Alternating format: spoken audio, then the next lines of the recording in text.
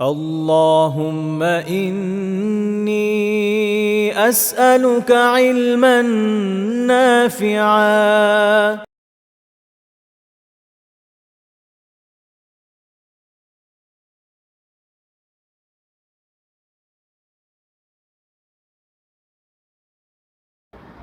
আসসালামু আলাইকুম রহমতুল্লাহি ওয়া বারাকাতুহু। আশা করি সবাই ভালো আছেন। ইন্নাল হামদুলিল্লাহ নাহমাদুহু ওয়া নাস্তাঈনুহু ওয়া নুসাল্লি আলা রাসূলিল কারীম ওয়া আলা আলিহি ওয়া সাহবিহি আজমাইন, আম্মা বা'দ। আল্লাহ তাআলার অশেষ মেহেরবানি, আজকে আমরা জীবনাচরণের অভাবী আদর্শের আরেকটা নতুন টপিক শুরু করতে যাচ্ছি। আজকে আমাদের আলোচ্য বিষয় যেটা শুরু হবে সেটা হচ্ছে গুনাহগারদের সাথে রাসূলুল্লাহ সাল্লাল্লাহু আলাইহি ওয়াসাল্লামের আচরণ। এটা অত্যন্ত গুরুত্বপূর্ণ একটা টপিক এই জন্য যে আসলে আমরা সবাই গুনাহগার। প্রথম তো বিষয় এখানে যে রাসূলুল্লাহ সাল্লাল্লাহু আলাইহি ওয়াসাল্লাম ছিলেন মাসুম। নবী রাসূলগণ মাসুম হন, ওনারা ছাড়া কেউ মাসুম হন না। তারা কবিরা গুনাহ থেকে মুক্ত থাকেন।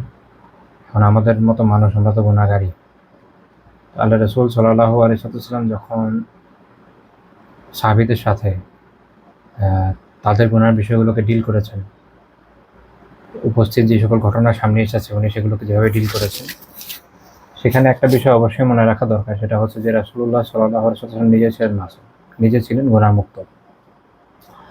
তো সেই দৃষ্টিকোণ থেকে তিনি যে পরিমাণ কোমলতার সাথে, নমনীয়তার সাথে সাহাবীদের ব্যাপারগুলোকে ডিল করেছেন, তাদের সান্ত্বনা দিয়েছেন, দিক নির্দেশনা দিয়েছেন, ভুলগুলোকে শুধরে দিয়েছেন, সেটা আমাদের জন্য অনেক শিক্ষণীয়। কারণ আমরা প্রত্যেকেই গুনাহগার, যেটা শুরুতেই বলছিলাম যে আমরা প্রত্যেকেই গুনাহগার এবং প্রতিদিনই আমাদের একের পর এক গুনাহ হয়েই যাচ্ছে। আমরা তো আর মাসুম না। তো দুঃখজনকভাবে হলো এটা সত্য যে আমরা যখন অপর কারো গুনাহের ব্যাপারে কথাবার্তা বলি, তখন আচরণ এমন হয়ে যায় আলিয়াহুযুবিল্লাহ যেন আমরাই মাসুম, তাই না? আসলে তো এরকম না।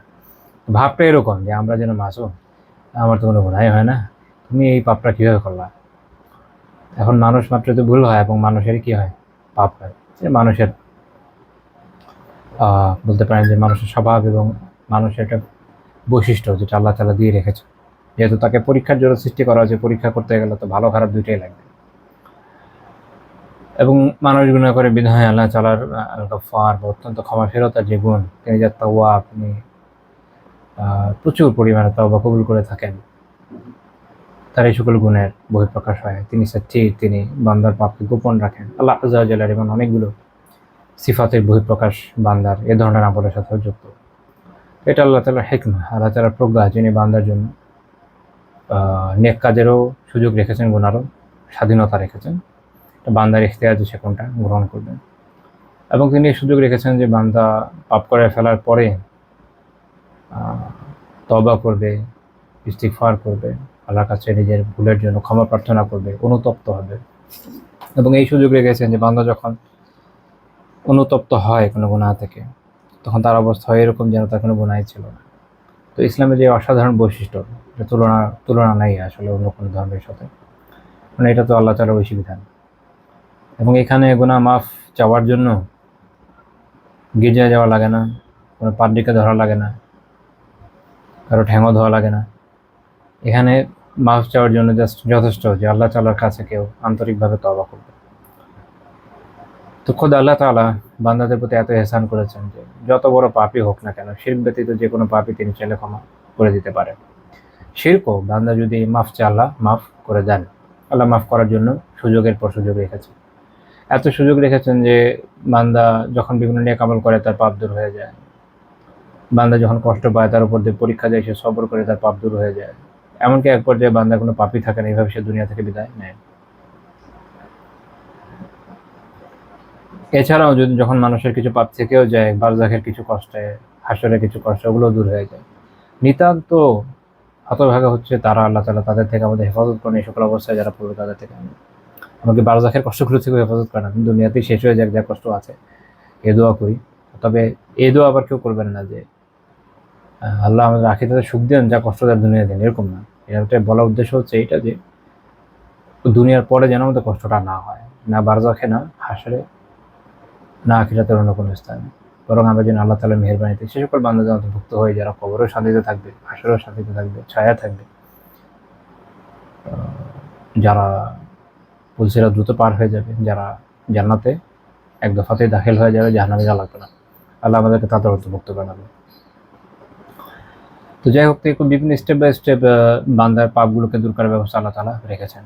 এমনকি মৃত্যুর ক্ষেত্রেও বান্দা যতক্ষণ না তার মৃত্যুর গড়বড়ে উঠে যাচ্ছে তার পর্যন্ত সে তওবা করার সুযোগ পাচ্ছে। আসলে তওবার এত সুযোগ এটা বলে বোঝানোর মতো না।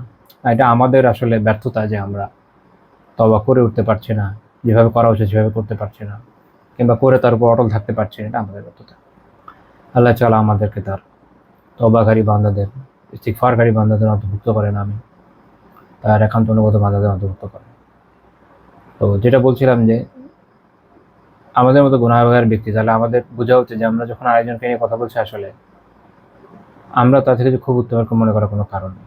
এই জন্য তাজকিয়ার শায়খ যারা, তারা একটা কথা বলেন যে নিজেকে আরেকজনের থেকে উত্তম ভাবার কোনো সুযোগ নেই আসলে।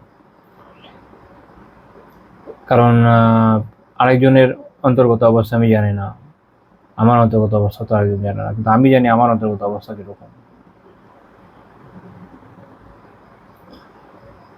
মানুষ যত প্রশংসা করুক, আরেকজন ব্যক্তি তো জানে যে তার আসলে আর্থিক অবস্থা কীরকম, ভিতরে সে কী গুনাহ করে। তো কাজে নিজেকে অন্যের থেকে উত্তম ভাবার সুযোগ নেই। আবার আরেকজন যাকে বাহ্যিকভাবে একটু কম আমলদার দেখছি, হতে পারে সে অনেক ভালো নেক আমল করে, যেটা আমি জানি না, আল্লাহ আলাম। আবার যে এখন পাপী, হতে পারে যে আল্লাহ তাআলা তাকে তওবার তৌফিক দিলেন, সে এত বড় বুজুর্গে পরিণত হলো যে আমি তার থেকে অনেক পিছিয়ে গেলাম। সবই তো সম্ভব। ইমাম ফুজাইল বিন ইয়াদ রাহিমাহুল্লাহ তাআলা জীবনে একটা লম্বা সময় পর্যন্ত ডাকাতিতে কাটিয়েছেন, তারপর আল্লাহ তাআলা তাকে হেদায়েতের তৌফিক দিয়েছেন এবং যুগের ইমাম হয়েছেন।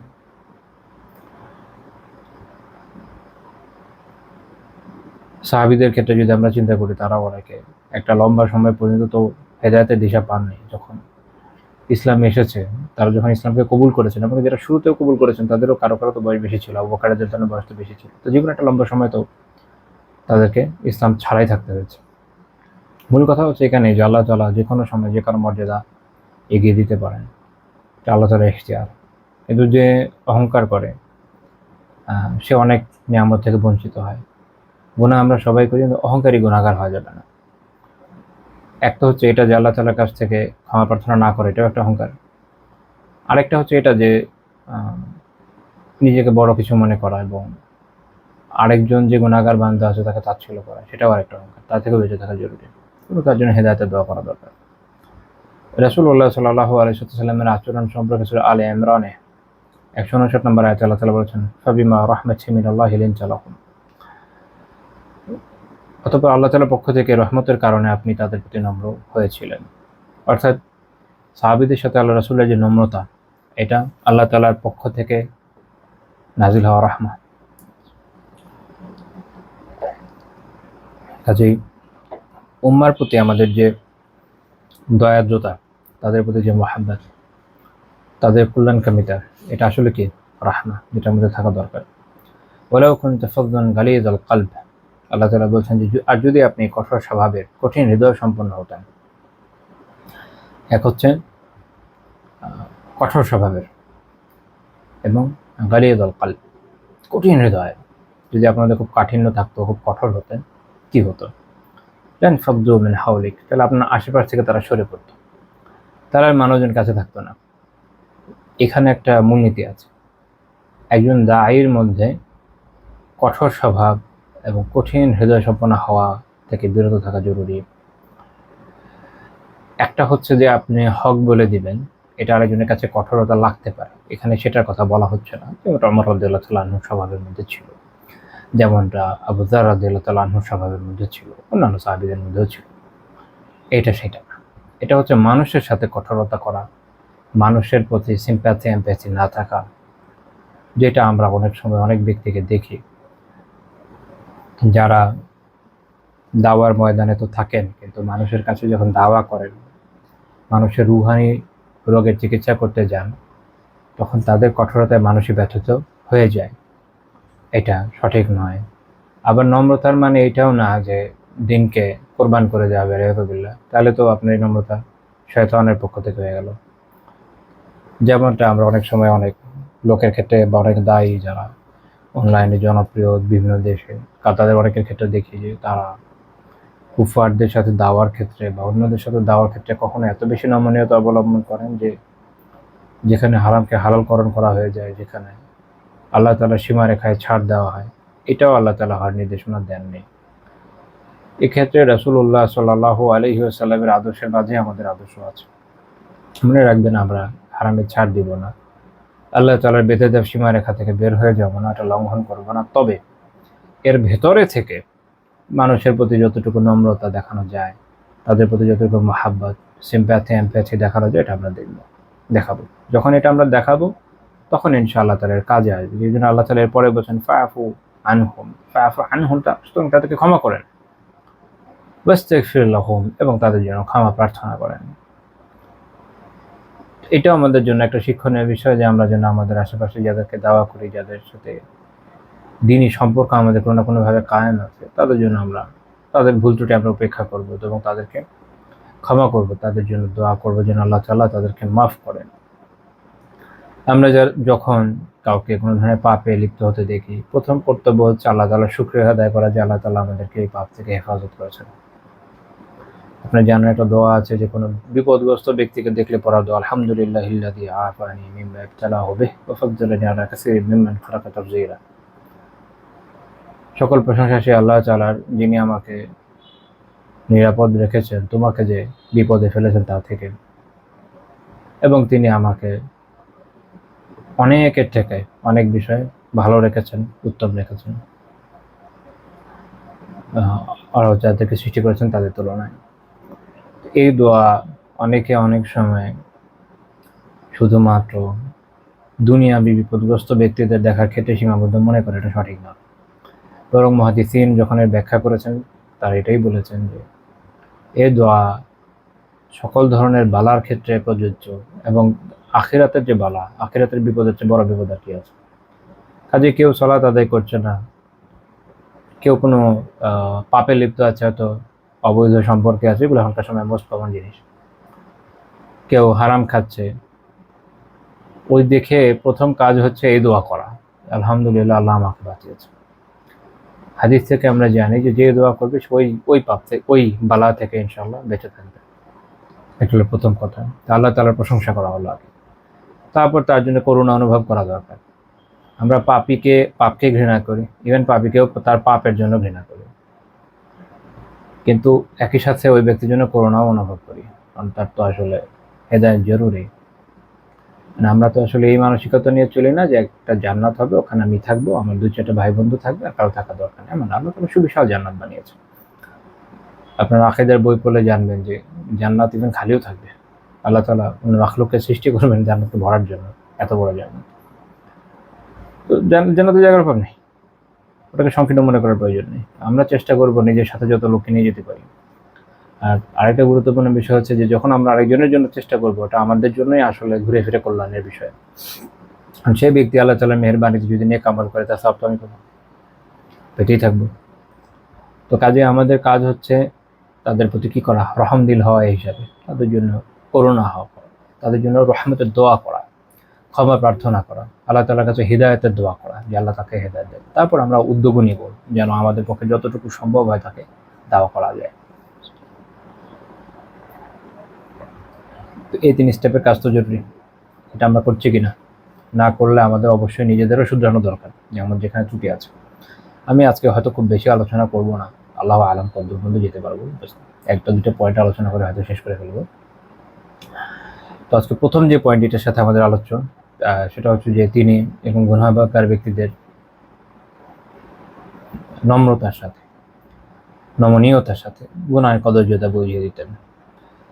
এটার একটা খুবই সুস্পষ্ট উদাহরণ হাদিসে আছে। আমাদের মনে রাখতে হবে যে আমি যদি আরেকজনের সাথে অনেক চিৎকার চেঁচামেচি করি, তাতে এমন হওয়ার সম্ভাবনা খুব কম যে সে আসলে বুঝবে আমি কী বোঝাতে চাচ্ছি।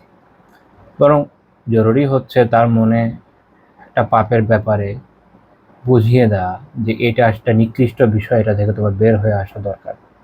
এখন সেটার জন্য যে কোনো ধরনের দালিল দেওয়া যেতে পারে, যেমন শেখ তোয়াইজেরি, মানে আমি যে হাদিসটা উল্লেখ করতে যাচ্ছি এটা উল্লেখ করে একটা গুরুত্বপূর্ণ কথা বলেছেন যে বোঝানোর জন্য হতে পারে যে এটার যে হিকমা প্রজ্ঞাটা কি আছে যতটুকু বুঝা যায় সেটা বুঝিয়ে দেওয়া, কেন এই কাজটা করা উচিত না, অথবা এটার পিছনে যদি অন্য কোনো বিবেক প্রসূত উপায় থাকে যেটাতে বোঝানো যায় কোনো উদাহরণ দিয়ে তাকে বুঝিয়ে দেয়, অর্থাৎ যে কোনোভাবে হোক এটাকে নম্রতার সাথে আগে তাকে বোঝানো দরকার যে কেন এটা দরকার নেই, কেন এটা উচিত না, কেন এটা খারাপ। কারণ অনেকে আছে যে সরাসরি হ্যাঁ না বললে তো আর বুঝবে না। যেমন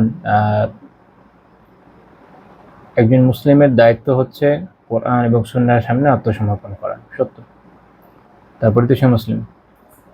অসম্ভব না যে অনেকের অবস্থা এরকম যে সে তার আত্মিক তাসাল্লির জন্য, আত্মিক প্রশান্তির জন্য আরও কোনো দলিল প্রমাণ পেলে তার ভালো লাগবে, বিশেষ করে যেগুলো আকালে, যেগুলো মানবীয় বিবেক থেকে মানুষ উপলব্ধি করে, মানুষের বুদ্ধি সঞ্চার বিভিন্ন বৈজ্ঞানিক অন্যান্য তথ্যের মাধ্যমে। এখন এগুলো আমরা দিব কি দিব না, মনে রাখতে হবে যে বিধান তো এগুলোর উপর নির্ভরশীল না, বিধান বিধানের মতোই যাবে, কিন্তু কোনো কোনো ক্ষেত্রে এগুলো সহায়ক হতে পারে। যদি কোনো ক্ষেত্রে সহায়ক হয় সেখানে দেওয়ায় কোনো দোষ নেই, কারণ যুগ যুগ ধরে ওলামা নিজেরাও দিয়েছেন। এবং আমরা এখন যে হাদিসটা দেখবো এটাও অনেকটা এটার দালিল, রিজনিংয়ের মাধ্যমে অনেক কিছু বোঝানো যায়। ইমাম আহমদ রাহিমাহুল্লাহ তাআলা মুসনাদে একটা হাদিস উল্লেখ করেছেন, মোটামুটি দীর্ঘ হাদিস, 22,211 নম্বর হাদিস। আবু উমামা রাদিয়াল্লাহু তাআলা আনহু বলেন, ইন্না ফাতান শাব আতান নবী সাল্লাল্লাহু আলাইহি ওয়াসাল্লাম, এক যুবক নবী সাল্লাল্লাহু আলাইহি ওয়াসাল্লামের কাছে এলেন।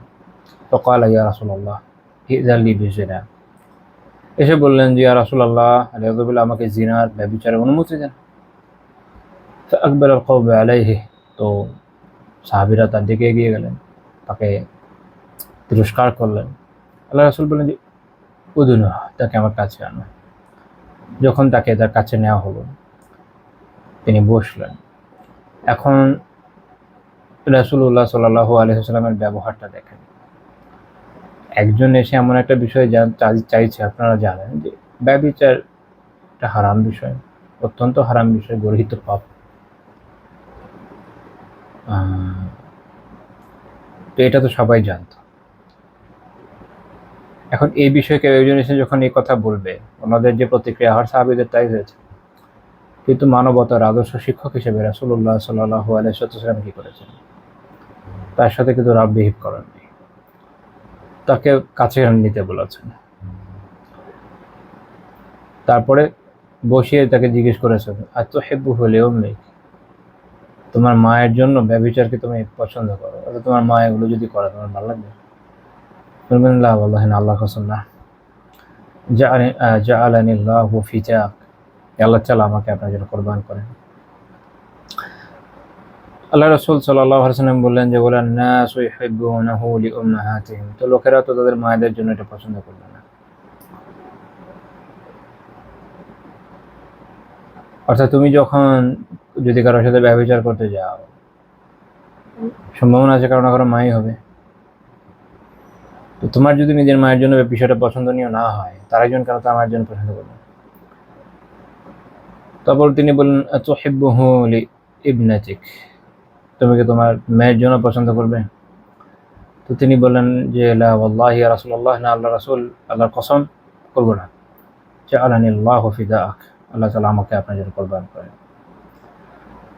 তো আল্লাহ রাসূল বললেন ওয়ালান নাসু ইউহিব্বুনাহু লিবানাতিহিম, তো লোকেরাও তাদের মেয়েদের জন্য এটা পছন্দ করবে না। তো এখন তুমি যখন কারোর সাথে ব্যভিচার করবে, সে যদি কারো মা না হয়, মেয়ে তো হবে। ইভেন কারো মা হলে ওটা সে তো কারো না কারো মেয়েও হবে, মানে এই রিলেশনগুলো সবারই থাকে।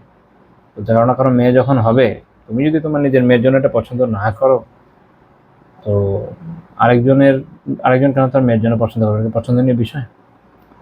তারপর আল্লাহ রাসূল জিজ্ঞেস করলেন আতুহিব্বুহু লিউখতিক, তুমি কি তাহলে তোমার বোনের জন্য পছন্দ করবে এটা? তিনি বললেন যে লা ওয়াল্লাহি না, আল্লাহর কসম, জাআলানিল্লাহু ফিদাক, আল্লাহ তাআলা আমাকে আপনার জন্য কুরবান করেন। বোনের জন্য পছন্দ উনি করবেন না। রাসূলুল্লাহ সাল্লাল্লাহু আলাইহি ওয়াসাল্লাম বললেন ওয়ালান নাসু ইউহিব্বুনাহু লিআখাওয়াতিহিম, লোকেরাও তো তাদের বোনদের জন্য এটা পছন্দ করবে না, কারণ তারা বোনই তো হবে।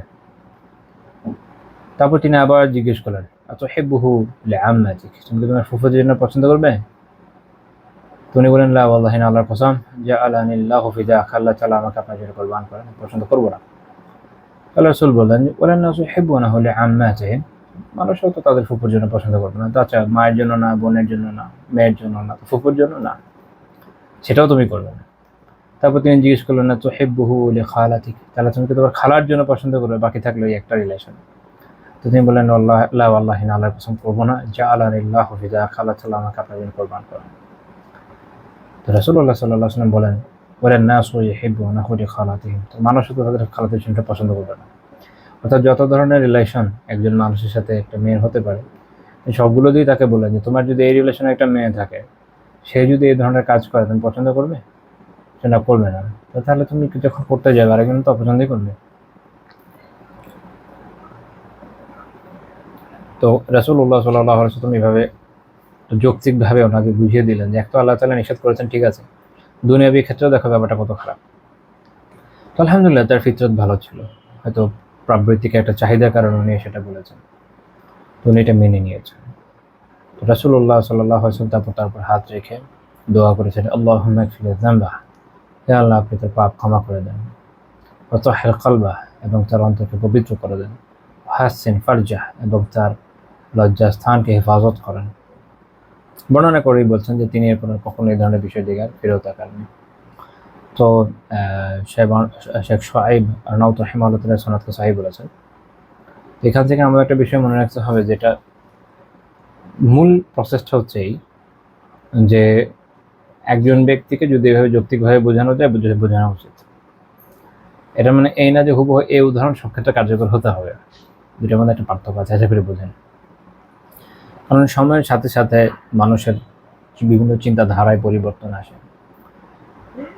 আরবে সেই সময়ে মানুষের মধ্যে যেই নৈতিকতা বোধ ছিল, দুঃখজনকভাবে বর্তমানে তা আজকে বিলুপ্ত প্রায়। বাংলাদেশে কয়দিন পর কি হয়তো আল্লাহ তাআলা জানেন। তো পশ্চিমা বিভিন্ন দেশগুলোতে যে ধরনের সংস্কৃতি, সেখানে অনেকেই এই বিষয়গুলোকে খারাপ কি মনে করে না।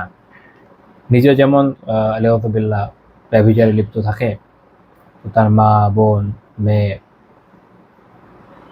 ফুপু, খালু, খালা যেই লিপ্ত থাকুক, তাদের ওটা নিয়ে কোনো আপত্তি আসলে নাই, থাকে না। ওখানে ব্যক্তি স্বাধীনতার চর্চা হয়। তো সেখানে যদি আপনি উদাহরণ দেখান, হয়তো কি হবে, কোনো কাজ হবে না, তার মাথায় এটা ঢুকবে না। তো তখন ওটা তার সাপেক্ষে কি উদাহরণ দেওয়া যায় ভাবতে হবে। এটা হচ্ছে মূল শিক্ষা।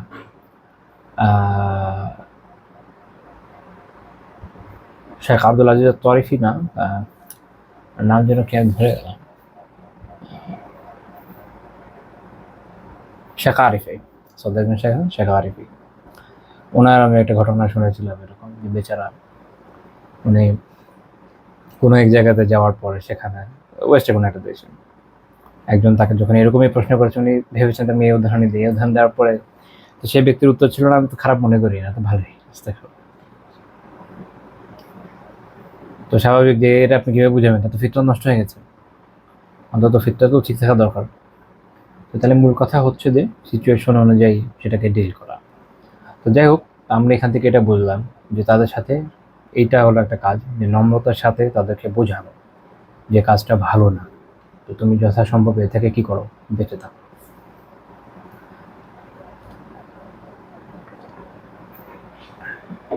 ধন্যবাদ। তিনি পাপ মোচনের জন্য এবং তওবা কবুলের জন্য নেক আমল করতে বলতেন। আব্দুল্লাহ রাদিয়াল্লাহু তাআলা আনহু বর্ণনা করেন যে জা রাজুলুন ইলান নবী সাল্লাল্লাহু আলাইহি ওয়াসাল্লাম, নবী সাল্লাল্লাহু আলাইহি ওয়াসাল্লামের কাছে একজন ব্যক্তি এলেন। ফাকালা ইয়া রাসূলুল্লাহ, এসে বললেন ইয়া রাসূলুল্লাহ, ইন্নী আলাজিতু ইমরাআতান ফি আকসাল মাদিনা। তিনি বলেন যে আমি মদিনার এক প্রান্তে একজন নারীর সাথে, একটা ভালো বাংলা কি করা যায় আল্লাহু আলাম, বলা যায় মিলিত হয়েছে বলা যায়, বাট এটার মানে ওইটা না যে শারীরিক মিলন। এটার ব্যাখ্যায় আল্লামা আজিম আবাদি রাহিমাহুল্লাহ তাআলা আউনুল মাহবুদে বলছেন যে মানে হচ্ছে ইস্তামতাআতু বিহা বিল কুবলাতি ওয়াল মুআনাকাতি ওয়া গায়রিহিমা মিন জিমাই আনওয়াইল ইস্তিমতাই ইল্লা জিমা। এই শব্দটা যেটা ব্যবহার উনি করেছেন, এর মানে হলো এই যে আমি তার সাথে তার কাছাকাছি হয়েছি, তা উপভোগ করেছি, এটা হয়তো চুমো দিয়ে বা আলিঙ্গন করে, শারীরিক মিলন ছাড়া আর বাকি যা হতে পারে এই সবগুলো এই শব্দের অন্তর্ভুক্ত। এটা সহিহ মুসলিমের রেওয়ায়াত, যেটা আমি বলছি সহিহ মুসলিমের 2763 নম্বর হাদিস। তবে সহিহ বুখারীর রেওয়ায়াতে এটা সুস্পষ্ট যে এখানে ওনার উদ্দেশ্য হচ্ছে চুমু দেওয়া। আর সহিহ মুসলিমে আরেক রেওয়ায়াতে এই একই হাদিসের নাম্বারে আরেকটা সনদ এইভাবে এসেছে যাতে বোঝা যায় যে শুধু স্পর্শ করেছে। তো মূল শব্দটা যেটা উনি যখন বলছেন যে আলাজতু, এটা থেকে মনে হয় যে সবই করে ফেলেছেন, কিন্তু বিষয়টা অন্য জায়গা থেকে এটা এভাবে স্পষ্ট না। যেন উনি এই রেওয়ায়াতেই বলছেন বা ইন্নী আসাবতু মিনহা মা দুনা আম্মাসহা, তো তার সাথে মাস বা সহবাস ছাড়া আমি সবই করেছি, এরকম ব্যাপক। আবার যেটা বললাম যে বুখারীর রেওয়ায়াতে জানা যায় যে শুধু চুমু দিয়েছে, আল্লাহু আলাম। তো তিনি বলছেন আনা হাযা, আমি ওই ব্যক্তি, ফাকদি ফিয়া মা শি'তা, এখন আমার ব্যাপারে আপনি কি ফয়সালা করেন। তো মূল কথা হচ্ছে এটা যে উনি অনুতপ্ত হয়ে আল্লাহ রাসূলের কাছে এসেছেন সাল্লাল্লাহু আলাইহি ওয়াসাল্লাম সমাধানের জন্য। এটা হচ্ছে সাহাবীদের বৈশিষ্ট্য। তো তারা কিন্তু জানতেন যে এইসব বিষয়গুলোর বিধান খুবই ক্রিটিক্যাল। আমাদের অবস্থা কি? আলিয়াযুবিল্লাহ, মানুষ এখন এই ধরনের অভিযোগ করে যে তার গুনাহ হয়ে যাচ্ছে, সে তওবা করতে পারছে না। তওবা করতে কি লাগে ভাই? কোনো চাপ লাগে, 2 ফোঁটা চোখের অশ্রু লাগে, আল্লাহর কাছে একটু দোয়া করা লাগে, তাই তো? সেটাই মানুষ করে উঠতে পারে না। সাহাবীরা নিজেদের পাপ মুক্তির জন্য কিভাবে আল্লাহ রাসূলের কাছে চলে আসতেন সেটা দেখার বিষয়। এই জন্যই বলা হয় যে ওনারা হচ্ছেন কি মাগফুর। তো ওনারা তো আল্লাহ রাসূলের মতো বা নবীদের মতো মাসুম নন, গুনাহ থেকে নিরাপদ নন, বাট ওনারা মাগফুর, ক্ষমাপ্রাপ্ত। فقال له عمر রাদিয়াল্লাহু তাআলা আনহু তাকে বললেন, লাকাদ সাতারাকাল্লাহু, আল্লাহ তাআলা তো তোমার বিষয়টা গোপন রেখেছেন, ঢেকে রেখেছেন। লাউ সাতারাতা নাফসাক, তুমিও যদি নিজেকে গোপন রাখতে, ঢেকে রাখতে বিষয়টা, এই অপরাধের কথা, মানে হচ্ছে যেটা করলে ভালো হতো। ফালাম ইউরাদ্দান নাবিয়্যু সাল্লাল্লাহু আলাইহি ওয়াসাল্লাম শাইআ ফাকামা আর-রাজুলু ফানতালাকা ফাআতবাআহু an-নাবিয়্যু সাল্লাল্লাহু আলাইহি ওয়াসাল্লাম রাজুলান দাআহু। তো নবী সাল্লাল্লাহু আলাইহি ওয়াসাল্লাম ওই সময় তাকে কোনো উত্তর দেননি, কারণ এই বিশেষ মেসালায় তখন মতো কোনো কিছু নাজিল হয় নাই। তো ওই ব্যক্তি যখন চলে যেতে লাগছিলেন তখন নবী সাল্লাল্লাহু আলাইহি ওয়াসাল্লাম তার পেছনে একজনকে পাঠান তাকে ডাকতেন। তো রাসূলুল্লাহ সাল্লাল্লাহু আলাইহি ওয়াসাল্লাম এরকম ক্ষেত্রে দেখা যেত যে উনি উত্তর দিতেন না বা দেরি করতেন। তো ওই সময় একটা আয়াত নাজিল হলো, আল্লাহ রাসূল বলেন আকিমিস সালাতা, এই আয়াত, আকিমিস সালাতা তরাফা ইন-নাহারি ওয়া যুলাফা মিনাল লাইলি, সালাত কায়েম করো দিনের 2 প্রান্ত এবং রাতের কিছু অংশে। 2 প্রান্ত দিয়ে ফজর এবং মাগরিব বোঝায়, এবং 2 প্রান্তের ভিতরে আসলে পুরোটাই বোঝায়। যখন বলা হচ্ছে যে কি 2 প্রান্তদের ভিতরে জোহর সহ আসলে একরকম চলে আসে, জোহর আসরে চলে আসে, যেটা অনেক মুফাসসিরিন ব্যাখ্যা করেছেন। আর রাতের কিছু অংশ দিয়ে তখন মাগরিব এবং ইশা দুইটাকে ডিনোট করে, আল্লাহু আলাম। ইন্নাল হাসানাতি ইউযহিবনা সাইয়্যাত, আল্লাহ তাআলা বলছেন যে নিশ্চয়ই নেক কাজ অসৎ কর্মকে মিটিয়ে দেয়, দূর করে দেয়। যালিকা যিকরুল লিয-যাকিরিন, আর যারা যাকির, যারা উপদেশ গ্রহণকারী, তাদের জন্য এটা হচ্ছে একটা উপদেশ। তখন একজন সাহাবী উনি উঠে জিজ্ঞেস করলেন, ইয়া নবী আল্লাহ, হাযা লাহু খাসা, এটা কি ওনার জন্য খাস বিধান? আল্লাহ রাসূল বলেন, বাল লিন-নাসি কাফা, না, বরং সকল মানুষের জন্য, নয়তো আছে যে উম্মতের সবার জন্য এটা প্রযোজ্য। তো এইটা আমাদের জন্য একটা খুবই খুবই সুখের বিষয় যে আল্লাহ তাআলা আমাদের এত সুযোগ দিয়েছেন গুনাহ মাফ করার। এবং এই সাহাবীর ক্ষেত্রে দেখেন, প্রথম বিষয় এটাও মনে রাখতে হবে যে উনি হদযোগ্য অপরাধ করেননি, অর্থাৎ এমন কোনো পাপ করেন নাই যেটা হদ জারি হয়। একমাত্র জিনাতে সরাসরি ব্যভিচার যেটা, ওটা করলে হদ জারি হয়। আর যদি আমরা শুধু চুমুর বিষয়টায় আসি, ওটা বাইচান যেহেতু করেছেন। তো ইবনে রাজব রাহিমাহুল্লাহ তাআলা ফাতহুল বারীতে বলছেন, হাযা যামবুল্লাযী আসাবাহু যালিকা আর-রাজুলু ওয়া সাআলা আনহু an-নাবিয়্য সাল্লাল্লাহু আলাইহি ওয়াসাল্লাম। তো এই যে গুনাহ যেটা এই ব্যক্তি যাতে আক্রান্ত হয়ে আল্লাহ রাসূলকে জিজ্ঞেস করেছেন, ফানাজিলাতিল আয়াতু বিসাবাবে, এবং এই বিষয়ে আয়াত নাজিল হয়েছে, কানা মিনাস সাগাইর, এটা সগীরা গুনাহ ছিল। ওয়াকাদ যাহাবা আকসারুল উলামাই ইলা আন্না সালাতা ইন্নামা তুকাফিরু সাগাইরা দুনাল কাবাইর, এবং অধিকাংশ আলেমের মত হচ্ছে যে সালাত সগীরা গুনাহকে মাফ করে, কবিরা গুনাহ না। কারণ এটা আহলে সুন্নাহ জামার ইজমা আছে যে কবিরা গুনাহ মাফ করতে হলে তওবা জরুরি, সগীরা গুনাহ বিভিন্নভাবে মাফ হয়ে যায়, যেমন এটা একটা ইস্যু। তবে উনি যেটা করেছেন, শরিয়াতে এটা একটা বস্তু হয়, হাদ না হলেও এটাকে বলে তাজির, অর্থাৎ যে সকল শরিয়ার কিছু সাজা আছে যেটা সুনির্ধারিত আয়াত হাদিস থাকে, যেমন চোরের হাত কাটার সাজা, ডাকাতির সাজা, কাউকে কেউ যদি হত্যা করে ফেলে তার সাজা, এগুলো হচ্ছে হাদ। আর অধিকাংশ সাজা শরিয়াতে সুনির্ধারিত না, এটা ইমাম বা শাসক এবং জাজের উপরে ছেড়ে দেওয়া হয়েছে, এগুলোকে বলে তাজিরাত। তো তাজিরের বিষয়ে উসুল হচ্ছে যে তওবার মাধ্যমে তাজির রহিত হয়ে যায় বা মাফ হয়, যেটা এই হাদিস তার একটা দলিল। ইবনে শেখ ইয়াসির নাজ্জার হাফিজাহুল্লাহ তাআলা ওনার মাওসুআতুল ফিকহ আলা মাযাহিবিল আরবাআতে বলেন, নাসাউল আম্মাতুল ফুকাহা, অধিকাংশ ফকিহ এই মত দিয়েছেন, আলা আন্নাল ইনসানা ইযা ফাআলা মাসিয়াতান লিল্লাহি তাআলা, যখন কোনো ব্যক্তি আল্লাহ তাআলার অবাধ্যতা করে, সুম্মা জাআ তাইবান ইলাল্লাহি, এরপর সে আল্লাহর কাছে তওবা করে, ফাইন্নাহু লা ইউআজ্জা, তখন তাকে আর তাজির দেওয়া হবে না। তো রাসূলুল্লাহ সাল্লাল্লাহু আলাইহি ওয়াসাল্লাম তাকে হয়তো তার উপর জারি করতে পারতেন না, কারণ এটা তার উপর হদ আরোপিত হয় না শারীরিকভাবে, তবে তার উপর তাজির দেওয়া যেত, কোনো সাজা দেওয়া যেত। কিন্তু যেহেতু উনি তওবা করেছেন আন্তরিকভাবে, এই জন্য তিনি আল্লাহ রাসূল এটাকে আর তার উপর জারি করেননি। তো তিনি বরং তার পাপ মোচনের সুযোগ, যেটা কোরআনে এসেছে ওটাই বলছেন, সেটা কি, যে এই নেক কাজ করে পাপ দূর হয়ে যাবে। আমাদের ৮-১০টা যে পাপগুলো আছে এগুলোর মাধ্যমে দূর হয়ে যেতে পারে। এখন এই হাদিস শুনে কেউ মনে করতে পারে আলিয়াযুবিল্লাহ যে সে যদি এরকম মনে করেন যে কারোর সাথে কিছু করে বসে আর কি, তাহলে তো কোনো ব্যাপার না, সগীরা গুনাহ। এটা আমাদের কবিরা গুনার শুরুতে আমাদের দার্স আছে আল কাবাইর, ওটা শুরুতে মৌলিক নীতি আলোচনা করেছি। সগীরা গুনাহ যখন মানুষ কন্টিনিউয়াসলি করে ওটা কবিরা গুনাহ হয়ে যায়, এটা সাহাবীদের থেকে সহিহ সনদের নাস আছে। কাজে এটা তো সুযোগ নেই। মানুষের ভুল হয়ে যাওয়া এক বিষয়, আর সেই ইচ্ছাকৃতভাবে করা কি আরেক বিষয়। দুটার মধ্যে পার্থক্য আছে, সতর্ক থাকতে হবে। এইসব হাদিস আমাদের জন্য আশার বাণী শোনায়, তাদের জন্য যারা ভুল করে, তাদের জন্য না যারা খুশি খুশি করে। আচ্ছা,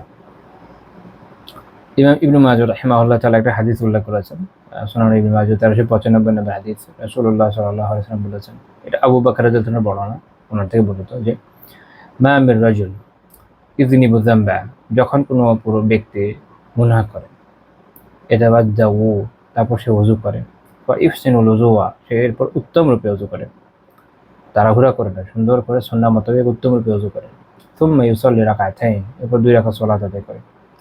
রাবি মিসআর রাহিমাহুল্লাহ উনি ব্যাখ্যা করছেন, সুম্মা ইউসাল্লি, আরেকভাবে বলা যায়, অথবা এরপর সে সালাত আদায় করে। ওয়া ইস্তাগফিরুল্লাহ, এরপর আল্লাহ তাআলার কাছে ইস্তিগফার করে, ক্ষমা প্রার্থনা করে, ইল্লা গাফারাল্লাহু লাহ, আল্লাহ তাআলা তাকে মাফ করে দেন। শেখ আলবানী রাহিমাহুল্লাহ তাআলা হাদিসের সনদকে হাসান বলেছেন। এখান থেকে আমরা তওবার উপায় শিখলাম, যে কেউ যখন পাপ করে ফেলবে, নেক আমল একে দূর করে দিতে পারে।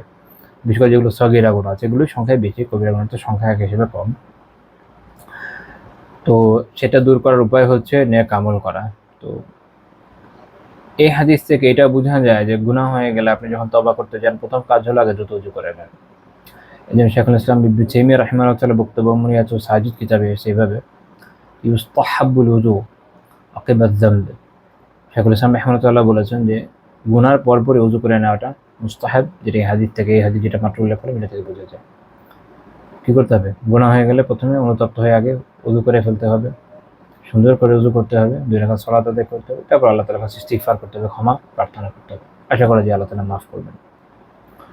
3 নম্বর পয়েন্ট, তিনি হদ প্রয়োগের আগেই হদযোগ্য গুনাহের ক্ষেত্রে এটাকে গোপন করার পরামর্শ দিয়েছে। এটা একটা ক্রিটিক্যাল বিষয়, অনেক রেওয়ায়াত আছে। এটাকে মনে রাখতে হবে যে হদ এমন একটা ব্যাপার যে সেটা যদি ইমাম বা শাসক পর্যন্ত চলে আসে, তখন শাসকের এই ইখতিয়ার থাকে না যে সেটাকে পালন না করে বসে থাকে। রাসূলুল্লাহ সাল্লাল্লাহু আলাইহি ওয়াসাল্লাম বলেছেন যে তাআফুল হুদুদা ফিমা বাইনাকুম, তোমাদের মাঝখানে হুদুদের যে বিষয়গুলো আছে, হদের যে বিষয়গুলো আছে মাফ করো, ক্বাবলা আন তা'তুনি, আমার কাছে আসার আগে।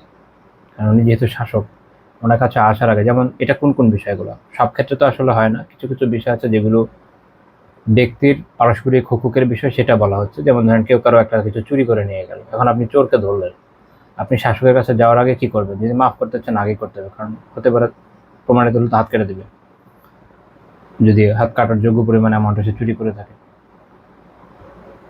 এই জন্য রাসূল সাল্লাল্লাহু আলাইহি ওয়াসাল্লাম কি বলছেন, ক্বাবলা আন তা'তুনি, আমার কাছে আসার আগে, ফামা আতানি মিন হজ ফাকাদ ওয়াজাব, আমার কাছে যে কাজ, কারণ আমার কাছে যে হদের বিষয় আসে আসলে এটা তো আবশ্যক হয়ে যাবে। অর্থাৎ যখন রাসূলুল্লাহ সাল্লাল্লাহু আলাইহি ওয়াসাল্লামের কাছে যাবে তখন আবশ্যক এটা করতে হবে, কোনো উপায় নেই।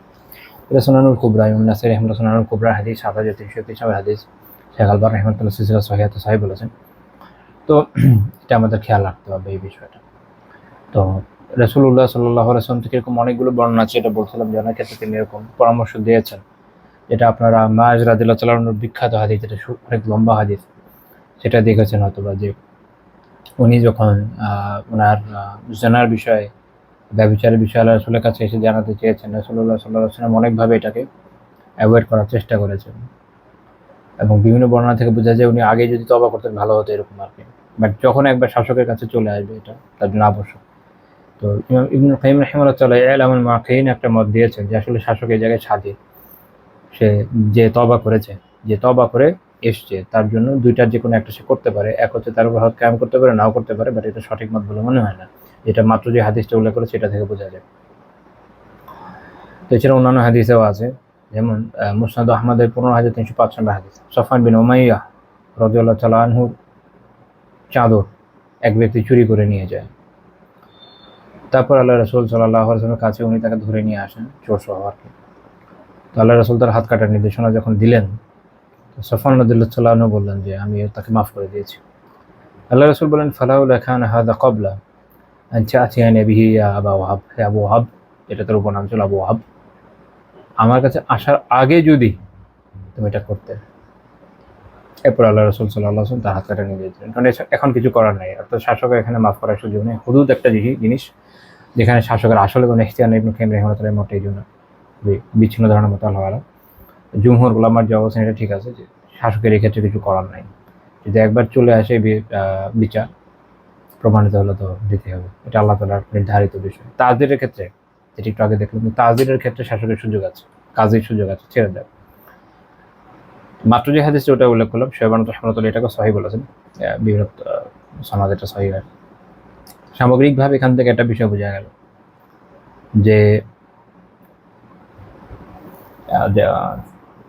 শেখ ইসবি রাহিমাহুল্লাহ তাআলা যাখিরাতুল উকবাতে আলোচনা করেছেন, বেশ কয়েকটা শিক্ষা উনি উল্লেখ করেছেন। এক হচ্ছে ইমামের কাছে যাওয়ার আগে কারো হাদের বিষয় যদি হয়, তাকে মাফ করে দেওয়াটা মুস্তাহাব। অর্থাৎ কারো থেকে যদি কোনো বিষয়ে পারস্পরিক হকের বিষয় হয়, সেক্ষেত্রে আপনি যদি তাকে আগেই মাফ করে দেন, এটা মুস্তাহাব একটা আমল হবে। কারণ আরেকজন হাত কাটিয়ে আসলে কোনো লাভ নেই। শরীয়তের ক্ষেত্রে উৎসাহ উল্টো এই দিকেই দিয়েছে, যেন পারস্পরিক সৌহার্দ্য সম্প্রীতি তৈরি হয়। আর ইমামের জন্য এটা, দ্বিতীয় শিক্ষা হচ্ছে ইমামের জন্য এটা বৈধ না যে তার কাছে আসার পর সেটা উঠাই ফেলবে, এটা পারবে না সে। 3 নম্বর হচ্ছে একজন মুসলিমের যে পাপ, এটাকে গোপন রাখা, যেটাতে অন্যের কোনো ক্ষতি হচ্ছে না, বিশেষ করে যদি আপনার সাথে শুধু সীমাবদ্ধ হয়, সেটা মুস্তাহাব একটা আমল। এবং এখানে আরেকটা শিক্ষা, যেটা শেখুল ইসলাম ইবনে তাইমিয়া রাহিমাহুল্লাহ উল্লেখ করেছেন মাজমুল ফাতাওয়াতে, যে ইন তাবা মিনাজ জিনা ওয়াস সারিকা, কেউ যদি ব্যভিচার করেছে, ধরেন ব্যভিচার থেকে এবং চুরি করেছে, তো চুরি থেকে যদি সে তওবা করে, আর শুরি বিল খামরি ক্বাবলা আন ইউরফা ইলাল ইমামি, শাসকের কাছে যাওয়ার আগেই আরেকটা জিনিস থেকে যদি সে তওবা করে, যেমন ধরেন মদ পান থেকে, অর্থাৎ কেউ যদি ব্যভিচার থেকে, চুরি থেকে, মদ পান থেকে তওবা করে, কখন? ক্বাবলা আন ইউরফা ইলাল ইমামি, শাসকের কাছে যাওয়ার আগেই তওবা করে ফেলে, ধরা পড়ে শাসকের কাছে যাওয়ার আগে, ফাসাহিহু আন্নাল হাজ্জা ইয়াসকুতু আনহু, তাহলে সঠিক বিশুদ্ধ মত হচ্ছে যে তার উপর হজ রহিত হয়ে যাবে। বাট এটা নিয়ে উলামার একটা মত পার্থক্যের জায়গা আছে অবশ্যই। শেখুল ইসলাম রাহিমাহুল্লাহ তাআলা এটাকে প্রাধান্য দিচ্ছে, যেটা অনেক হাদিস, সহিহ হাদিস, একাধিক সহিহ হাদিসের সমর্থন করে। সেক্ষেত্রে তার উপর হদ কায়েম করা হবে না। কিন্তু শাসক পর্যন্ত চলে গেলে তার কাছে তার তো এটা বিচার হবে। অনেকে মনে করেন যে হদ কায়েম হওয়া তওবার জন্য শর্ত, হদ কায়েম হওয়া তওবার জন্য শর্ত না, যেটা এই হাদিস এবং আরো বিভিন্ন হাদিস থেকে বোঝা যায়। আমরা এখানে একটা বিষয় দেখি যে রাসূলুল্লাহ সাল্লাল্লাহু আলাইহি ওয়াসাল্লাম এই শিক্ষাটা দিয়েছেন যে হদ কায়েমের আগে তওবা করে নেয়, বা কারো হক যদি থাকে তার মাফ করিয়ে নেয় বা মাফ করে দেয়। অনেকে মনে করেন যে মানে ইসলামে যে হুদুদ আইন, ইসলামের যে সাজা, সেটা মনে হয় এরকম যে আসলে সবাইকে ধরে ধরে খালি কাটো, বিষয়টা এরকম না। মনে আছে কেউ একজন একটা খুব সুন্দর একটা কথা বলেছিলেন, যে মেবি সৌদির প্রসঙ্গে বলেছিলেন, যদি এরকমই হতো তো সৌদিতে আপনি তো হাতওয়ালা মানুষ খুঁজে পেতেন না, দেখতেন যে সবার হাত উড়ে গেছে। যাই হোক, এটা দুষ্টুমি করে হয়তো বলে থাকবে, কিন্তু মূল কথা আর অনেকটা কাছাকাছি। কিন্তু ওইরকম লোক আসলে পাওয়া যায় কম। সাধারণত শরিয়ার যে শাস্তি, এটা এত ক্রিটিক্যাল যে একবার যদি আমল ঠিক মতো করা হয়, মানুষেরা আতঙ্কে এটা থেকে দূরে থাকবে, পাপ থেকে। 2 নম্বর বিষয় হচ্ছে শরিয়া এর বিধান তো কায়েম হবে, কিন্তু শরিয়ার উদ্দেশ্য হচ্ছে যে মানুষকে মূলত এটার ভয় দেখিয়ে পাপ থেকে দূরে রাখা। উদ্দেশ্য এটা না যে সবার হাত কেটে ফেলা হবে, উদ্দেশ্য এটা না যে সবাইকে ক্রুসিফাই করা হবে, উদ্দেশ্য এটা না যে সবার গর্দান উড়িয়ে দেওয়া হবে। এই জন্য বিভিন্ন ক্রিটিক্যাল মেজারমেন্ট রাখা হয়েছে যেন কারো এ ধরনের অবস্থায় পড়তে না হয়। কারণ যার একবার হাত চলে যাবে ওটা তার ব্যাক আসবে না। যে একবার যার পর একবার ধরেন হত্যাকাণ্ডের বদলা নেওয়া হবে, সেও তো আর ব্যাক করবে না। সেই জন্য আল্লাহ তাআলা অনেকগুলো সুযোগ রেখেছেন, যেমন হদ কায়েমের আগেই তওবা করার সুযোগ রেখেছেন, যে কেউ তওবা করলো আল্লাহ তাআলার কাছে আন্তরিকভাবে, তো আল্লাহ তাআলা মাফ করে দেবেন। না কারো দ্বিপাক্ষিক কোনো বিষয় যদি হয়, তো অপরজন যদি তাকে আগেই মাফ করে দেয় তাহলে এটা সহজ। আবার কিছু কিছু জায়গা আছে যেখানে সরই বিচারক একটা পর্যায়ে এই সুযোগও দিতে পারে যে, যেমন ধরেন কিসাসের বিষয়ে, যদি নিহতের পরিবার মনে করে যে থাক, সে তো যা করার করেছে, এই ফ্যামিলিটা এত সম্ভব চলবে কীভাবে। ধরেন একমাত্র উপার্জনক্ষম ব্যক্তি হয়তো নিহত হয়েছে, তো যে ঘাতক তাকে মাফ করার বিনিময়ে সে যদি দিয়া, যেটা অত্যন্ত উচ্চ মূল্য, এটা যদি সে পরিশোধ করে, তো তাহলে ফ্যামিলিটা চলে গেল, ভালো থাকলো। তো সেইটার বিনিময়ে সে মাফ করতে পারে, এবং অতি উদার হলে এমনিতেই মাফ করতে পারে। It's up to them. তো শরিয়া এইভাবে অনেক বিষয়, অনেক কল্যাণের ফয়সালা রেখেছে। আর হদ কায়েম করাও খুব ক্রিটিক্যাল। সাক্ষ্য প্রতিষ্ঠিত হওয়া, সেটা একদম এত ক্লিয়ারলি প্রতিষ্ঠিত হতে হয় যেটা তুলনামূলক বেশ কঠিন কাজ। তো মূলত এটা মানুষকে শিক্ষা দেওয়ার উদ্দেশ্যে রাখা হয়েছে, যেন মানুষ এই ধরনের পাপ থেকে বেঁচে থাকে এবং বুঝে যে পাপগুলো কত খারাপ। তো যাই হোক, এখান থেকে আমরা যেটা শিখলাম সেটা হচ্ছে গুনাহের যে গোপন করার বিষয়টা, যে যেটাকে আল্লাহ তাআলা ঢেকে রেখেছে ঢেকে রাখাই ভালো, এবং সে অবস্থায় যদি আন্তরিকভাবে তওবা করে তো ইনশাআল্লাহ আল্লাহ তাআলা মাফ করে দেবেন। বাট যদি শাসক পর্যন্ত চলে আসে তখন আসলে আর কিছু করা থাকে না। আমরা আজকে আমাদের আলোচনা এই পর্যন্তই রাখবো। সুবহানাকাল্লাহুম্মা বিহামদিকা লা ইলাহা ইল্লা আনতা আস্তাগফিরুকা ওয়া আতুবু ইলাইক।